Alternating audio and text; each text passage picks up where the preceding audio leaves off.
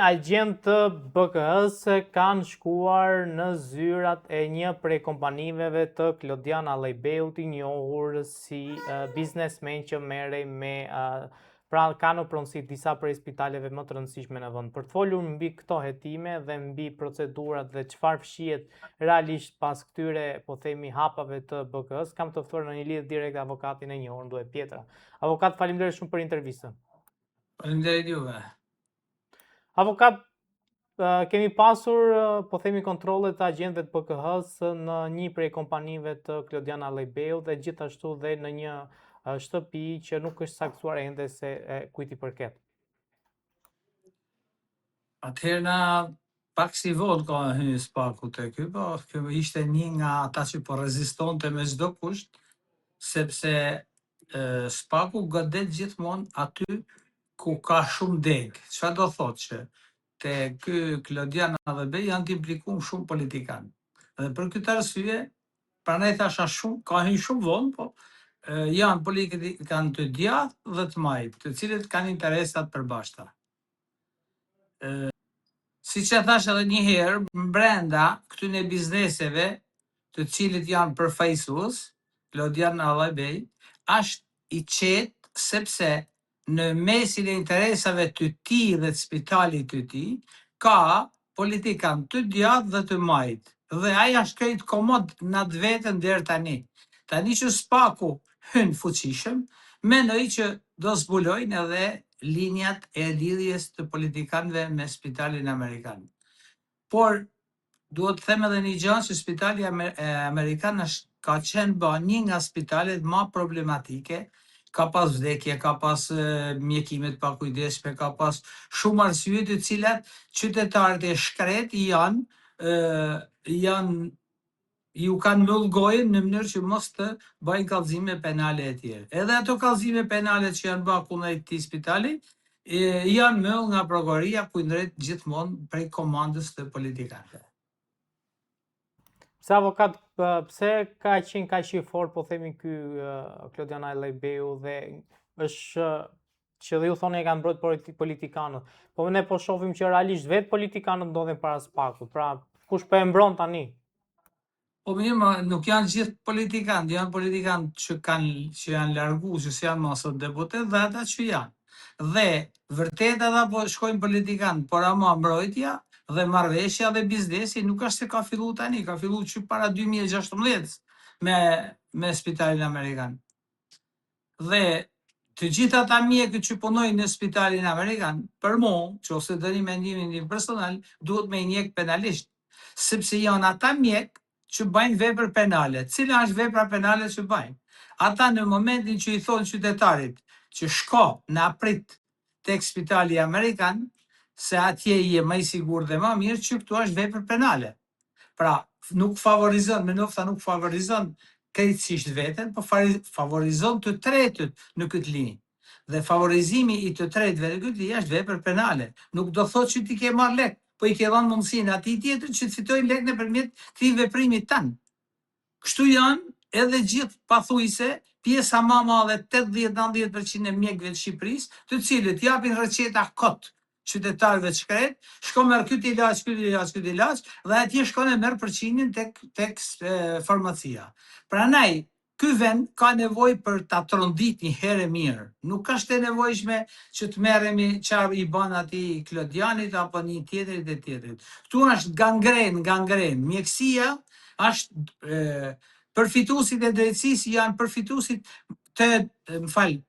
përfituesit e shëndetësisë janë përfituesit më të mëdhenj edhe drogës, kokainës, të gjitha këtyre lëndëve narkotike, je më i sigurt dhe çfarë ka ndodhur, duke shit ilaçe të skadume, duke marrë ilaçe, duke futur në Shqipëri nëpërmjet një shkrese nga ministri, pra duke pa dogan, janë bërë me mira të këqija këtij popullit.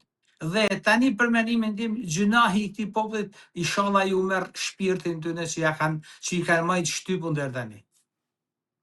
Se avokat, ka pasur raste që doktorë, po themi, në vend që ti vizitonin tek spitali publik, i kanë çuar te spitali amerikan?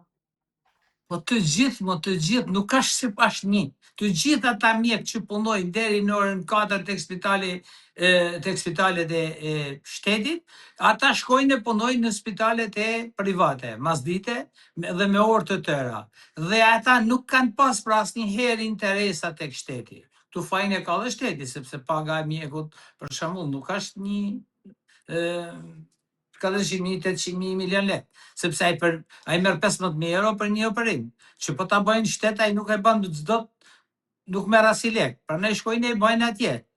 Ka kushtet e gjitha, po në fund fundit, pra betimi i mjekut bie poshtë. Pra, dhe këto veprimet kryme prej tyre janë veprime krejtësisht që përbajnë vepër penale. Po në rast se donë me i hetu, në rast se donë me i nalu, në rast se donë me i dhonë drejtim shëndetësisë, e vetmja mënyrë është kjo që po them. Avokat, në fakt më ka bërë përshtypje spitali amerikan që është ngjit me spitalin e traumës, pra ish spitalin ushtarak. Si shpjegohet që kjo hapësirë, po themi, që të vjen funksion të spitalit ushtarak, ju dha spitalit amerikan, ku domethënë privati, le të themi, duket sikur është më i rëndësishëm se publiku. Po nuk është privati, me janë vetë ata të lidhur me bizneset e tyre. Janë ata që e kishin dorë për t'ia dhënë dikujt, i dhanë vetes vet. Nëse do heton, do dalin si kush janë pjesëtarët që marrin lekun atë, që marrin përqindjen qoftë te spitali, qoftë tek në vende të tjera.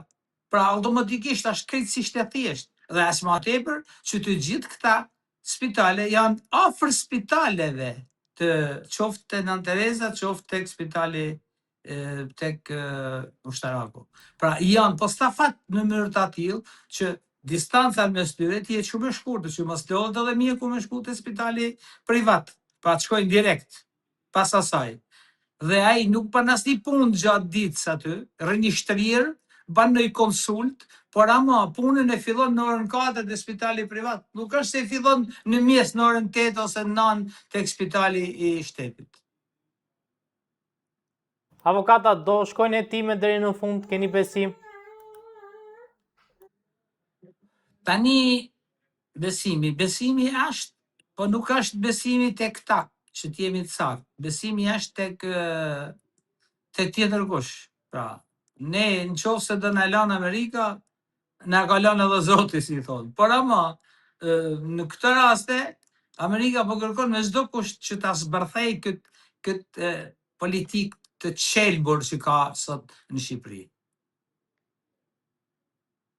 A është Klodiana Allejbeu një ndër biznesmenët për të cilën thuhet se i Kongresi Amerikan dhe Shtetet e Bashkuara të Amerikës do të nisi një fushat shumë të ashpër ndëshkimesh? Ata për mua duhet ta fillojnë, sepse kamuflimi i emrit Spitali Amerikan është një kamuflim me qëllim të caktuar. Nuk është sepse ky Spitali Amerikan është diçka që kanë lidhje Amerikan. Nuk kanë asnjë. Por ama i kanë gjitë këtë emër Spitali Amerikan dhe shumë janë step karshi kësaj situate. Dhe në qoftë se do ishin për t'i dhënë një tendër, se siç i kanë dhënë pra me qindra tendra, do thotë që janë dhënë në emër të Amerikës dhe Amerika s'di gjë fare. Dhe Amerika ka drejt që të ndërhyjnë me forcë lidhur me këtë fakt. Do ketë hetime të tjera ndaj biznesmenëve të tjerë të ndryshëm nga ana e Spakut. Pra nuk do përfundoj me këtu, dhe as shëndetësia një prej sektorëve, po themi, më delikat dhe që ndoshta Spaku duhet ishte futur me kohë, pasi kemi të bëjmë me jetë njerëzish?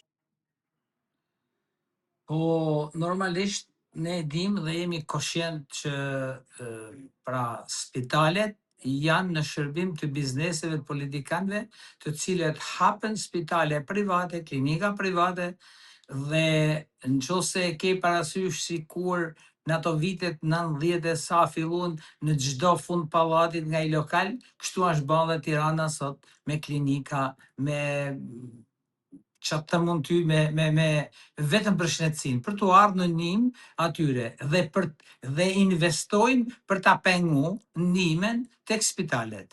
i lanë në rrallë me orë të tëra për të kryer një veprim dhe nuk ja japin. Dhe përsëri i thonë shko tek spitali privat, se atje do mkesh.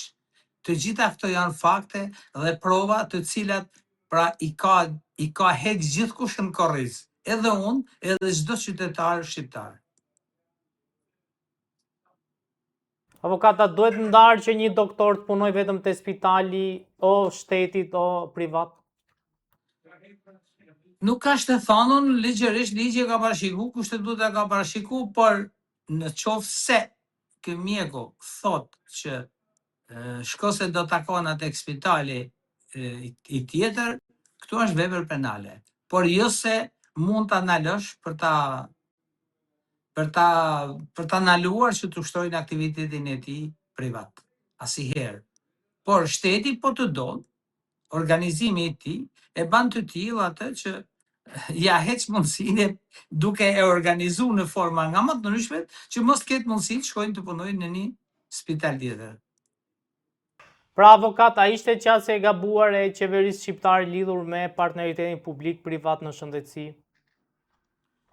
Po ishte për ne, jo për ata. Ata ishin rregull, se ata bën vetë që të vjedhin popullin shqiptar, t'u marrin lek, t'u bëjnë sikur po i ndihmojnë, i lanë në rralla nëpër spitale dhe nuk u kryejnë punë. Ndërsa vetë ata i marrin lek nëpërmjet lëvizjes të qytetarëve, të cilët shkret kanë janë pikë të hallit për smundjen që kanë dhe shkojnë tek spitalet private dhe aty paguajnë çimet e kokës. Disa nuk kanë mundësi me i pagu dhe ndrojnë edhe jetë. Avokat, faleminderit shumë për intervistën. Faleminderit juve.